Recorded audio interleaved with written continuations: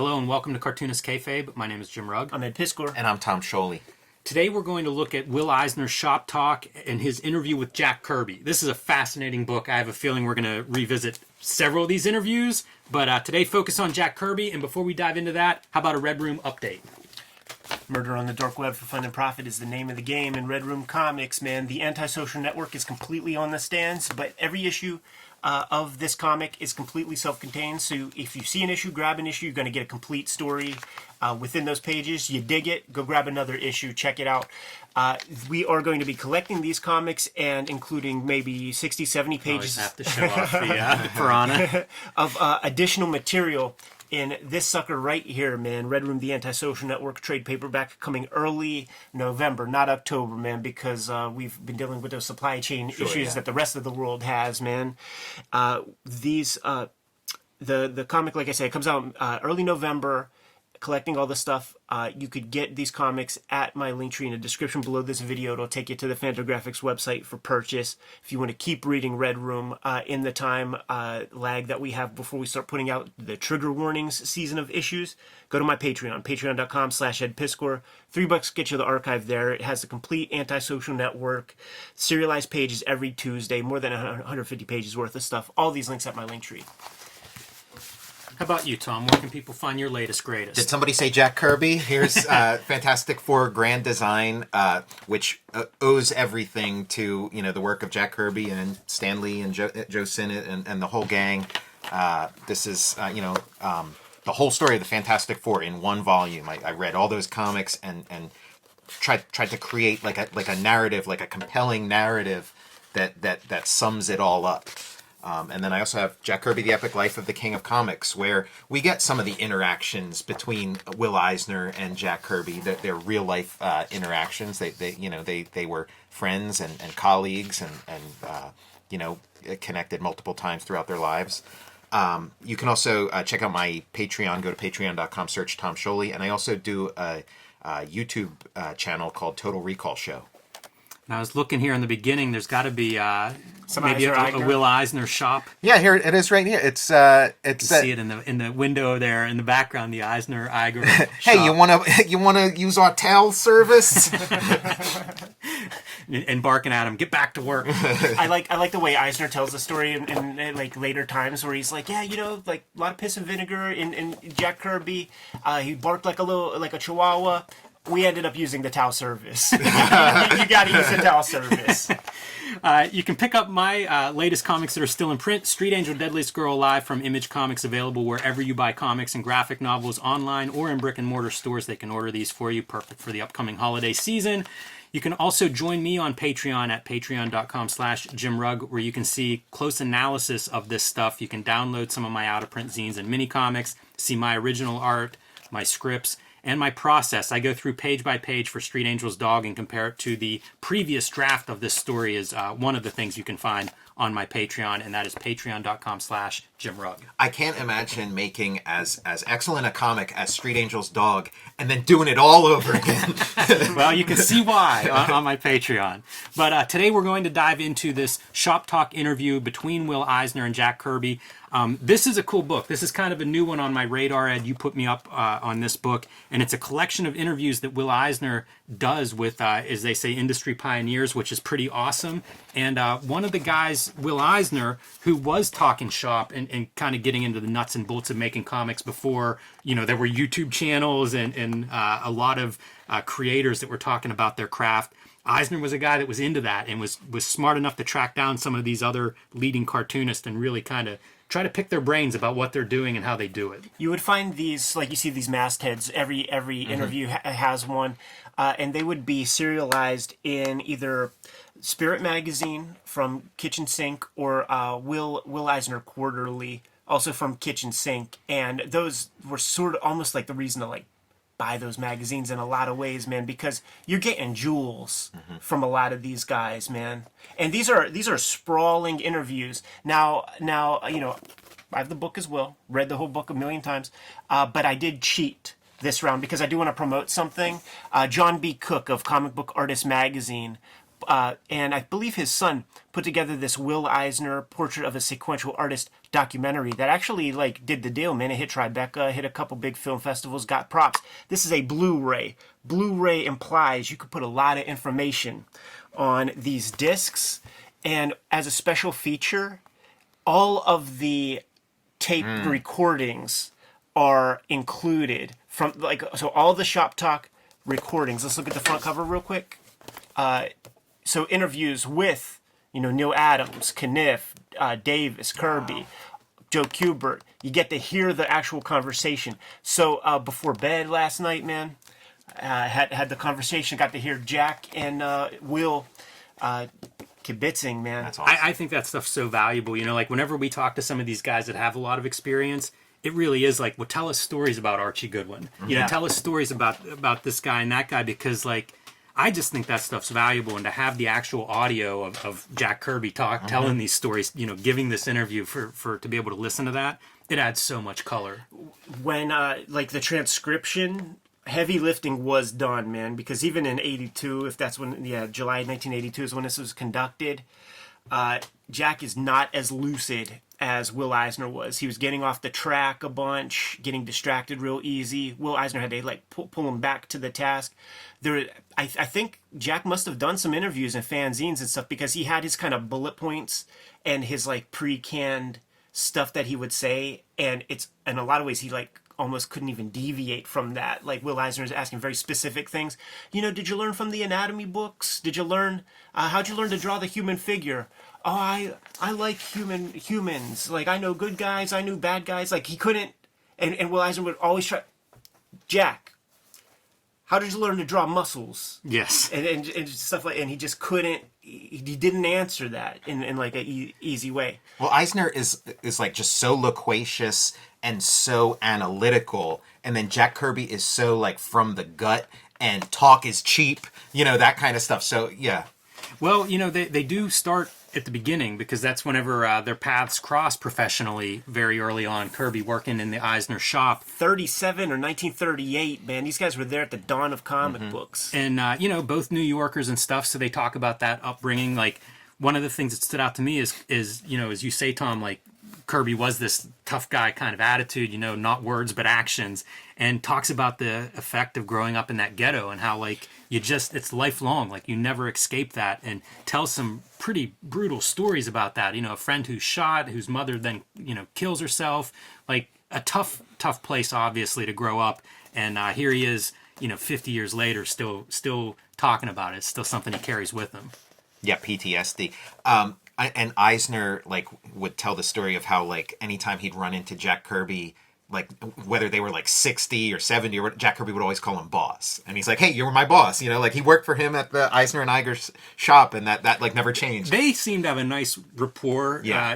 Kirby very respectful of Eisner, and learning from him on the job. More than once he talked about like really wanting to impress and do a very good job for Eisner and Iger, and just learning a lot in the shop. They also commiserate a bunch on their professional partnerships, and how like Eisner and Kirby could be friends, could be compatriots, and have like proper shop talk, but neither of them could have that relationship with their respective business partners. Joe Simon ain't trying to have that, and Iger is like a money guy. Yeah, that stuff's a lot of that is like the background that you get in here is that both of their shops early on, the Simon Kirby shop that comes out of Kirby leaving Eisner, but also like the setup of what growing up in this impoverished setting was. Kirby was working for Fleischer, who moved to Florida, and his mother was like, "You can't go," and part of it is you needed the money at home. If Kirby goes away, then, that's less money for food, for groceries, literally to live and survive. And it reminds me, like, my dad grew up on a farm with 10 siblings. They all worked. Like, that farm, they basically produced all the food they needed. But you can't do that if it's a mom and dad alone. Like, you need those kids there helping. The strong backs. But if you're in a city, it's a little different. It's you go get a job and you contribute to the grocery bill, the rent. Poverty is an amazing motivator, man. And this is speaking from the source in a way, And but there's also that evolutionary component where you wanna do better than the sort of situation you came up in. You learn a lot. You're watching your parents like hawks just to try to get to live to see another day. And you're identifying some sticking points here and there, man, the stuff that they have to put up with that, like, if you found a way, man, you wouldn't be working for this instance, in the garment district, man, in sweatshops and stuff. Jack Kirby identified the Fleischer studio being an in-betweener as pretty close to being in the garment district, man, doing bullshit. And he didn't want to be a part of that, at least at the Eisner shop, even though it's a room full of dudes with drawing boards doing stuff. At least you're exercising your brain, man. You're doing creative stuff. Yeah, getting to tell those stories. It's pretty fun as that evolves through here. And, they talk about the labor split between Simon and Kirby whenever they open up their shop and when they start working together. And Kirby, at least in this interview, he's writing the stories and drawing the stories, and Simon lettering and inking. Yeah. On the interview, like, so I listened to it, and I'm not sure what all got put onto the page, but the things he cited Joe Simon as being great at was like, one of the greatest letterers in the business, a great hype man, and could design the best ads I've ever seen.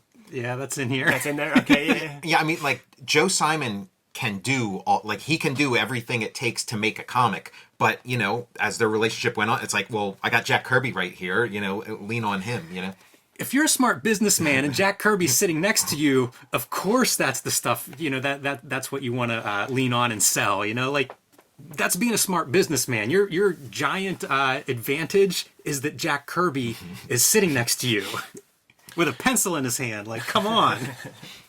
Jack Kirby in all of his interviews, man, you can tell about like the insecurity of his height is always on display, like in every interview. And he talks about how like it would be impossible for him to like make deals. He needed a guy who's 6'3", and I really do wonder about that because I'm a guy who's 6'2", and I never think anything about anybody's height. The only time I even notice it is if you're taller than me. You know what I'm saying? And it's like, maybe it's not that big of a... As a tall person, you have the luxury of thinking of height as being not a factor, but ask Jack Kirby, he'll tell you. I do think that may have been more pronounced, or at least something that, if Kirby's coming from, he talks a lot about having no business acumen or background, especially in these early dealings. You are kind of observing what's happening, and it does look like that 6'3" Joe Simon cuts a good figure, can walk into the room and talk to people, and there may be other factors, but just as a visual artist who is kind of new to the business game, you could see how that would be all a physical trait that you're seeing. There was weird pop science back in these days too, man, like physiognomy, and the idea that like if you have an upturned nose, it's reminiscent of a pig, and you're probably, your house isn't kept well or something. So, like, I guess that stuff was talked about. And again, that kind of stuff is in, like, cartooning how-to books. So, as an artist, you probably internalize that stuff. And Jack Kirby, like, I think one of his defining characteristics probably is low self-esteem. Like, all that bluster and all that ready to fight, it's a defense. And so he had... insecurity about his height, insecurity about his financial circumstances, insecurity about his sort of like son of immigrant status, like all kinds of stuff. So they come around World War II a couple of times. Several of these themes they sort of keep coming back to. He talks about meeting the Waffen SS and how professional they were, and he realized like these are professionals at combat.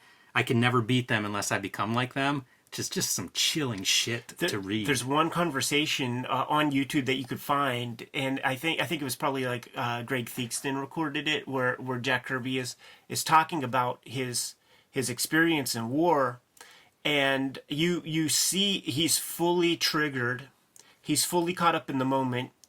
Most interviews you see with him, he's a cool customer and keeping his cool, and he's saying stuff like, it was a fucking bloodbath. It was a fucking massacre. Like he swears and this guy was a butcher. And then he's trying to make peace with the things that he did. If a guy's coming at you with a gun, it's like a Mack truck, you got to do something about it. Like, so he's trying to make peace with killing a guy, 50 years before. Like, it's in here, man. Well, some of that stuff's implied. Like he talks about, like you got to kind of shut it off if you're gonna survive this stuff. It's pretty harrowing, his description of of There- his there- war experience, there- even in this interview. There is Kirby magical thinking revolving around that as well, where he just sort of like in his mind put himself in a place, and I think this is probably that self-defense mechanism required for war. The stuff that boot camp gets you ready for, man, is like, I'm coming home. I know I'm going to be all right. I know I'm going to survive this. You know, like. I'm sure that's a headspace one has to get into. I love whenever Eisner's talking about the shop layout, like a row of drawing boards along the wall. Kirby sat along the wall to the right of the entrance. It's wild, like his recollection of this, and how that room is set up, the shop, which I find that stuff just fascinating to think about, a bunch of 20 cartoonists in the room churning out comics. That's kind of cool, man. That is where you learn your business. Yeah, sure. And quick, if you're in a room of peers like that, you're going to pick that stuff up fast. Eisner had some darlings, man, and it wasn't just Jack Kirby. So whenever he's talking with these old timers who know the name, man, Lou Fine comes up a bunch. Yeah, he was the ace in that shop. And yeah, if you read like The Dreamer, he's got like fictionalized versions of all these guys, and then like the Lou Fine one is like the one that we want to be that guy. Yeah, and if you take a look at Lou Fine's work, these lanky figures where the musculature is probably more spot on than any other kind of golden age comic artist. You see a lot of that in the Captain America comics. Yeah, at the beginning. Simon and Kirby stuff. You see that A lot of Lou Fine. There's a lot of stories, I don't think it's in here, but about Lou Fine and how his control over the line was so spectacular that they'd have contests where they would go over the lines to do that. That was in The Dreamer as well. Dreamer, yeah. They mention Eisner tells that story in different places too. Like that's a story he's very fond of. But they talk about these Japanese brushes, and he asked Kirby a little bit about shop talk about these brushes and about inking. And Kirby really, of course, we all know him as a penciler, would ink if he had to back then. But he said that he wasn't comfortable with those brushes; were just too good for him. He's a pen guy, which is interesting. Thinking about these even quality of tools back then. We're gonna put Hawks of the Sea under the microscope one day, and it's when Eisner really discovers the Japanese brush, and he even uses ones with like split hairs for interesting things. Yeah, that makes sense too. If you come out of the Great Depression, you're not going to be quick to throw out those expensive tools just because they're not perfect. Yeah, I heard find some way to use them. There was a shoot interview we did where it was one of the Kubert guys. It might have been Tim Truman or Bissett talking about Eisner coming to the Kubert school to talk with the kids, and he had this like ratty old brush like behind his ear that he had for many years, and like they all looked at Joe Kubert, and Joe was like cringing because he has an art store built into the school where he's trying to sell these kids fucking tools. I thought this was fun, talking about like the big influences from comic strips of this time period. And you've often heard, Kirby being influenced by Kniff, everybody influenced by Kniff, but they pull out Kniff, Alex Raymond, and Hal Foster, which, we looked at Strange Death of Alex Raymond as being like those three schools that Dave Sim identifies as three schools of realism. So, interesting just how influential some of these things were. Now it's like we see 10 million different cartoonists. You scroll through Instagram or something, but there were so few guys. Like everybody was a student of these three. It's cool to get some shit laid out too, man. I looked at Hal Foster. I love the fluidity of Alex Raymond. He had a naturalness in his figures that I loved. Kniff had a way of shading that I liked, and that's the stuff that I identify with from what Kirby pulled. I didn't swallow the entire technique. I cannibalized to an extent. They were my school. It's real cool hearing him talk about that stuff. Yeah, I love that. Because, I imagine Kirby is working and just working. Yeah. So, like, I don't know how much he's internalizing after a certain point, and pretty early in his career, I imagine, where it's like he's a pro now, he's making pages, he's not looking, he's not learning practicing shit from anybody at that point. Yeah. I know, like, it's always interesting getting like Gil Kane's perspective on this stuff, and he said like he'd talk to different people, try to learn stuff. He couldn't get shit off of Kirby. He'd ask Kirby like, what do you do for this? What do you do for that? And he'd tell him some kind of like metaphysical, useless nonsense. You see it in this interview over and over, and Toth said it too. Like whenever he spent time with Kirby, and it was like, I have no idea what how he makes comics. After talking to him for an hour, it's all magic, and he always takes it back. It's almost religious. In parts where it just has it has nothing to do with sharpening of using a 2B lead or any of that, any technical stuff, man. It's all from elsewhere. They get into the Kirby's motivation. Eisner talks about how focused he was working, and fear of falling behind, fear of failing, fear of being mediocre. I love that fear of being mediocre. I think that's one that great people often have. That it's more than trying to achieve that success. It's the fear of what happens if you fall short. Yeah, it can be crippling. Like, it can freeze you in your tracks. So it is something you have to, like, maintain some kind of relationship with. Yeah, that's how All-Stars are made. That's Kobe Bryant waking up 2 hours before everybody else. But you have to. It can't be doggy paddling. It can't be lateral movement, man. It has to be real stuff. Like I saw James Harden confront some kids at a gym, and he had like a broken arm or foot at the time. And he was drenched. And he's like, none of you guys are sweating. You were here as long as I was. He's got a broken wing and is sweating more than you. You're not working hard enough. You're a hobbyist. Yeah. I just heard a story, and it was the Manning brothers were at a U.S. Open or something, some golf event or whatever. And they swing by into the weight room early, way before the event starts to get their workout in. And Brady's already in there working. Yeah, all this stuff's like no accident, and so like Jack Kirby. I mean, it's a lot of time spent at a desk moving a pencil around. I think that fear of mediocre, though, is something like every cartoonist. If you're not afraid of that, like rethink your priorities. Like being mediocre is the worst thing you can do in a competitive field. Like mediocre in a competitive field is just. What are you aiming for? Like, that's the thing you should be afraid of. The greatest motivator, man, when I went to art school and I was in a house with 30 dudes who all wanted the same gig, was like, I gotta put in way more than all of you, man. And that show Survivor was brand new at the time, and that was in my mind all the time as motherfuckers were dropping off. Like, yeah, man, you can't handle this. Of course, I dropped off, but I also got paid doing comics before my class even graduated, so... Fuck all y'all. A little bit of talk of like Victor Fox, another the king of comics. Yeah, right. Back in the day, I love that stuff. That's one of the fun things with this book is so many of these guys are older generation. So you get like some of the early days of comic books. You get some of these names that, with Marvel and DC's ascendancy, you don't hear about Victor Fox very often. Didn't Fox remind you of Edward G. Robinson? He was Edward G. Robinson. Yeah, when I drew him in Jack Kirby, The Epic Life of the King of Comics, I drew like Al Capone. Yeah. Yeah, see? I like this part. Kirby talks about the, as making comics, you're a decision maker. This is something that comes up all the time in my classes because students will be really they'll stop on things, and it's like you're going to make a million decisions. Like, make one and go. Like, most of those decisions are not right and wrong or success or failure of the project. It's like you just got to make 15,000 of them to get to the finish line, then you can tweak and adjust. But that's a thing that it's cool to see Kirby saying some of this stuff that I sort of think or haven't totally formulated. But that decision maker thing, like, that's totally storytelling. I think a lot of the big stuff that has happened, it does happen like through throwing stuff at the wall and seeing what sticks.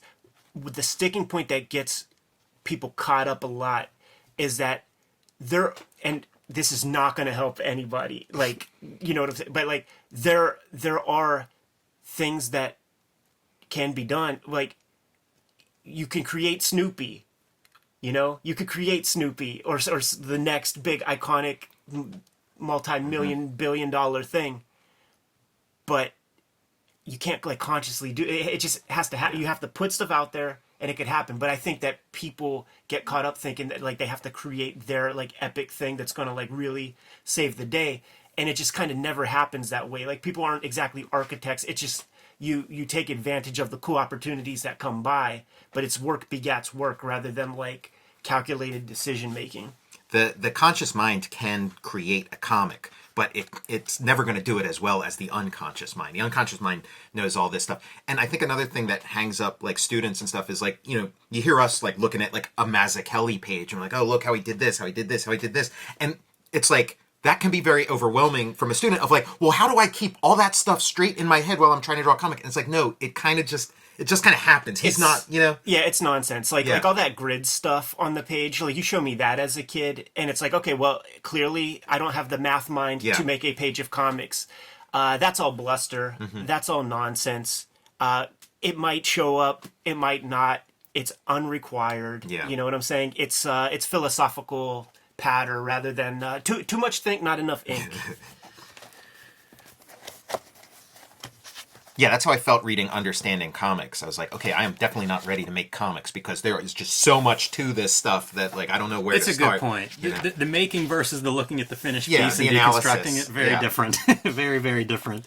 I love this Curry. You know, he says he has nothing to say to the world, but if he was going to say something, it was do what you like, don't hurt anybody along the way, and be as constructive as you can. I like that. I'm a Kirby fan. I like whenever you see these little bits and it's like, sure. Yeah, say that. You know, Grandpa Kirby. It sounds good. Well, you know, Jack Kirby helped me through that Scott McCloud stuff because I was so burdened by, like, all the stuff that comics does. And then it was like, just do like Jack Kirby. Just sit down with your pencil and just start making shit up. And fuck everybody else, you know. Just do your thing. Move that pencil. I'm looking at there's a lot that's cut out from the transcription and the audio here when they talk about modesty, because the Rockefeller comes up a lot, and Jack Kirby's actually very funny in the conversation. Doesn't come across in the page here, but they were like, "Oh, Rockefeller, he can afford to pretend to be like us, man." And Eisner's like, "Yes, it was my mother who said, Rockefeller, he could go be modest, but you better keep working, man. You can't afford any modesty." Yeah, that's interesting. The modesty stuff. They also equate some of this sharpening your skills and craft to comparing it to like an athlete. I like those comparisons because it is like you put in the work, like you said, the James Harden story. It's like you put in the work. It's the Gil Kane 1 hour a day with the Bern Hogarth books. It's the John Buscema back of the pages. Sketching beautiful stuff before he even touches a comic page. Man, you got to shoot your 1,000 jump shots before practice begins.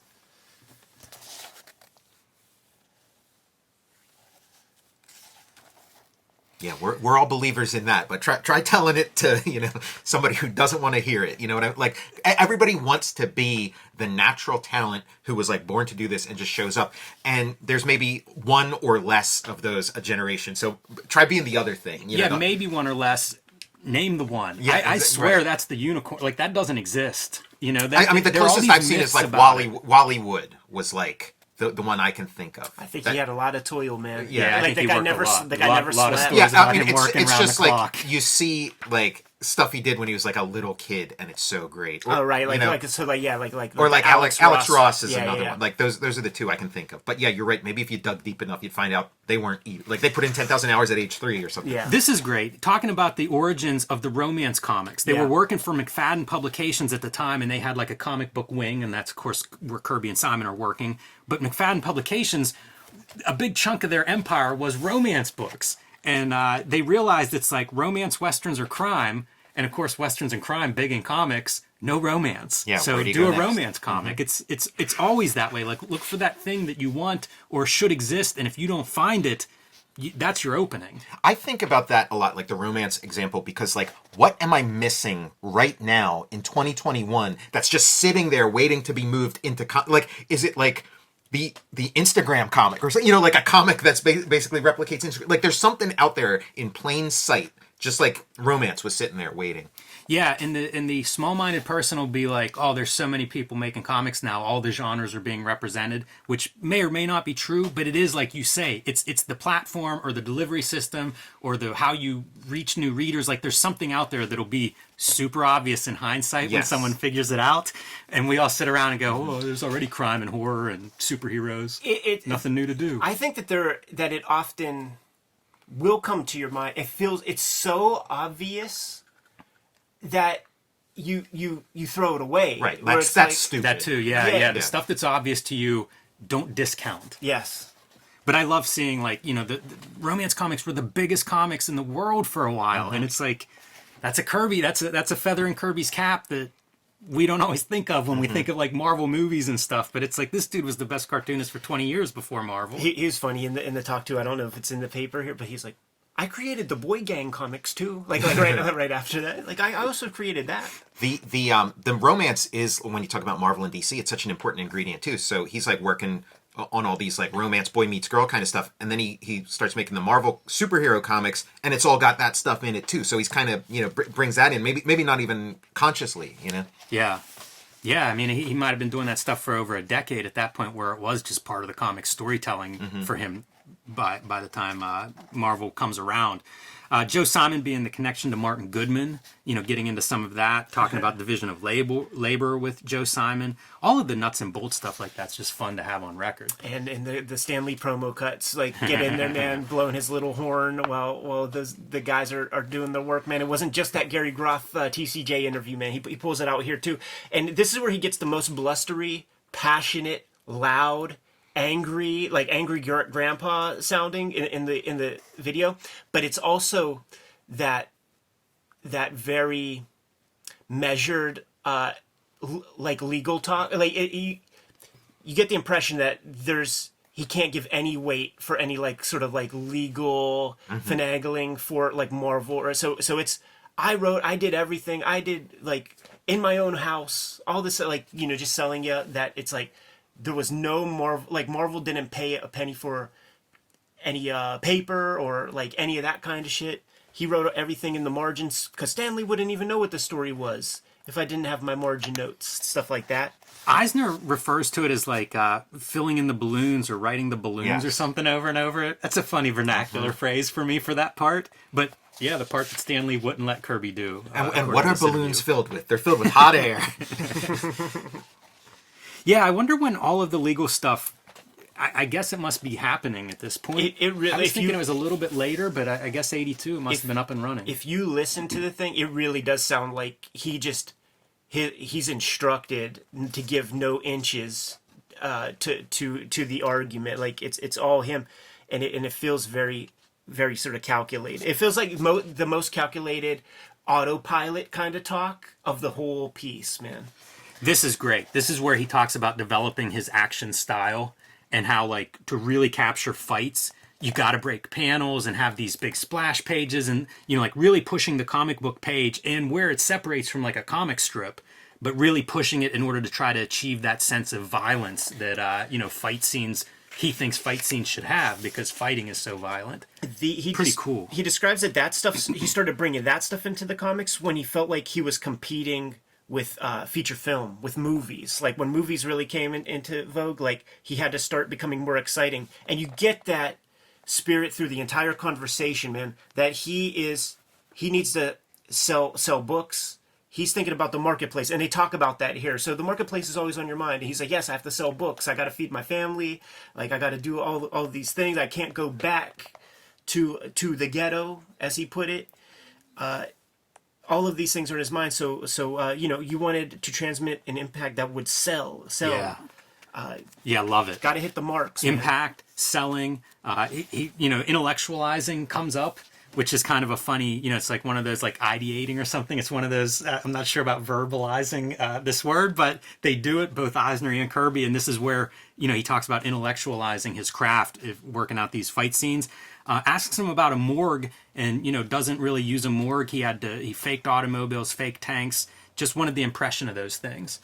That's pretty good. That's something that I think you would find contrast with a lot of comic book professionals, or if you were trying to get, what do I need to do to be a comic book artist? I think most professionals would give you a different story. Absolutely, man. And I love seeing a Jack Kirby revolver far more than like, a manga traced revolver gun. Yeah, the tanks, all that stuff. And you see it go like more and more abstract. It's like an angle, in the beginning it's just off a little bit, but as you keep going like into the decades, you see like his 70s work I think of as like the far out sci-fi imagery, and imagine that tracing back to World War II tanks and things, that have a real world counterpart. And by then they're just far out. Captain America claims reached sales of 900,000. Yeah, his first big hit he was asked about, man, and Captain America was the deal. The one that sort of put his name on the map, he said. If you have such a big hit for like Uncle Martin, right? And it's 900,000, like, and you're getting a page rate. Like no, like you're clearly the thing selling the most for that publisher.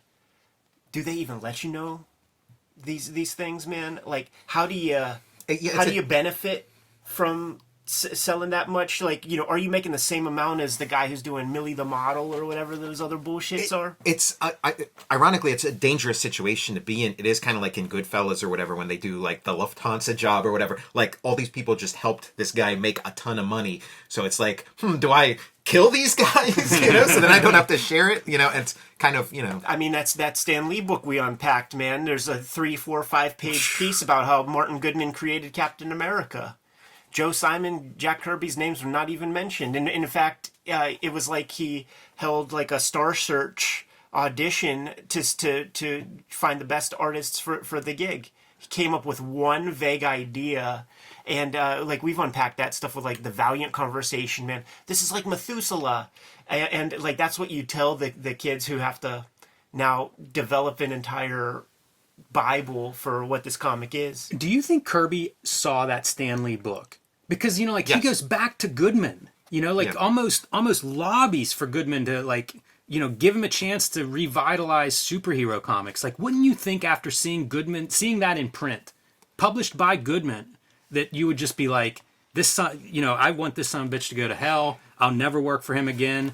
Kirby was just that much on the balls of his ass. Like it was like everything was falling. The Senate Kayfabe stuff, like everything, the ground was falling out from under him. Blackballed from DC. Yeah, blackballed from DC. Next stop was the schmata industry, working in the sweatshop like his dad did, or at least in his mind. He definitely would have had to leave comics because there wasn't a comics, You wonder what kind of impact that has psychologically. Like you talk about, some of these stories that Kirby tells, and it's almost like this is how you cope with PTSD or how you get through the war or whatever. But, like to go to work for this guy that has stabbed you in the back to that extent publicly. And, maybe you have no choice and you have to do it. But, like, what kind of effect does that take on you? Hey, business is business. It's in Dan Pussy where the guy comes in. Wrestling is the answer because that is where everybody does horrible things to each other, and you're doing business. You look at all these together. mafia kind of things too. It's like, okay, yeah, you killed my sister, but okay, we got to figure how to make things work. In Dan Pussy, there's the guy who's coming in. He wants a raise or something, and Dr. Infinity like tells him you could either leave or take less of a paycheck, but you also, if you stay, you gotta kiss my shoe. And then the guy finally starts crying, gets on his knees, kisses the guy's shoe, leaves, and then Dr. Infinity looks at his pals he's drinking with and says, "Anchors." Yeah, oh man. Also Stan Lee at that time, of that book being made, it's just kind of legendary how insufferable he was as the guy in charge at Marvel in his early 20s, late teens, early 20s, and then he grew out of that. And so Kirby's probably aware of that too. Okay, this was kid Stan. Now Stan's a grown man, bald, with a little arm thing, Maybe. We all did stuff as kids. Now we're grown-ups, That's tough. This is that fun line of how he survived in World War II. I was a street kid, and I was never going to be anything else. I don't think the Germans were ready for that. well, that's fun. That's what you're talking about of people coming in expecting comics to be easy, and then it's the guys who come in ready to do the real work just knock those guys over. Yeah, he's a street kid, man. He's going to fuck up people who go to Wagner operas and shit. You're done. Some rough reading here too is he couldn't get into Yank, the army publication, doing art there. He couldn't get into it, and it was some of the officers above him that were like, "You're infantry. You're not doing that." Making his life much harder. The guy above him who decides on that. I see Spider-Man. This is where we get into. I created Spider-Man. You just think about class, issues of class, which is rarely Totally. talked about or whatever. But you get sized up. Somebody takes a look at you and sizes you up. Is oh no, you're not that. You're this. It's I think of Inglourious Bastards, where Winston Churchill, the guy who's supposed to be in charge, gets kind of scoffed at by these officers and stuff because he's below their class. Yeah, it's tough stuff, I'm sure it happens to thousands of people that go through the military where, they're subjected to horrors for whatever reason because it's almost the whim of one person, that's calling the shots. We just happen to know Kirby's story, so you get to see it, but yeah, brutal stuff. So yeah, the origin of Spider-Man. Yes. This is like one of the more controversial parts of like, Jack Kirby's story, Right. Yeah, this is a strange piece of Kirby history, and I feel like people use this as evidence against him and how much creator stake he has in some of these characters, because like clearly this is delusional or something. Right, he'll take credit for anything, but like his story, like you imagine his point of view, and it's like him and Joe Simon come up with this thing called Spider-Man, sits in a drawer, gives it to this guy, gives it to that guy, blah, blah, blah, and then he shows up at Marvel doing this and that, and then Stan's like, what else you got? He pulls out, I got this thing, He certainly lays that all out here very clearly, how that all works. That the Simon partnership, or where they were going to publish this, had dissolved before he could publish it, and it sounds very believable. So maybe this is the truth, and we're all the ones who are mistaken. Or he was never asked about so this is the one piece that we all sort of remember that's just like, what's the deal? Like is 2 + 2 4 or what?